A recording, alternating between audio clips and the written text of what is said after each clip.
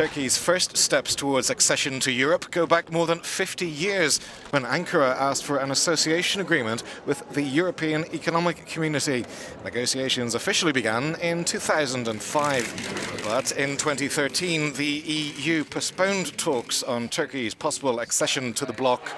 Widespread protests followed what was described as the heavy-handed action of Turkish police after a protest at Istanbul's Taksim Square over the uprooting of trees. An initially peaceful gathering turned violent when police tried to break it up. They have to think about their procedures and they have to think about behaviors of police and maybe army. So I think we have to notice at the moment that there has to be some movement from Turkey before we are starting with negotiations in a new chapter. Relations between Ankara and Brussels deteriorated further after this year's failed coup and the subsequent purges by the Turkish authorities targeting suspected instigators.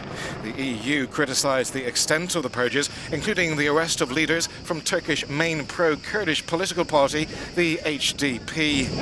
According to one analyst, the EU's indifference to Turkey and its unwillingness to deal with refugees in the country reflects rising anti-Muslim sentiment. Turkey can hardly be accepted as an EU member due to the existence of Islamophobia in Europe. The EU is now trying to avoid neighboring Iran, Iraq and Syria, the countries that border Turkey.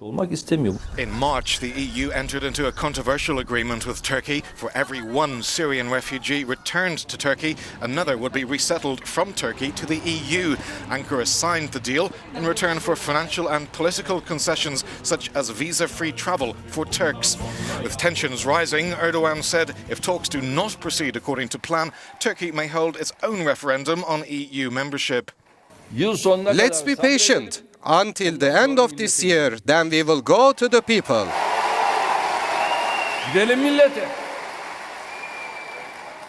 Sovereignty unconditionally belongs to the people.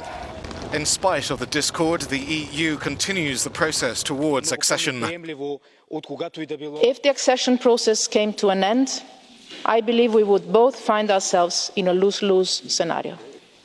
Europe would lose an important channel for dialogue and leverage with Turkey. Turkey would lose a lot.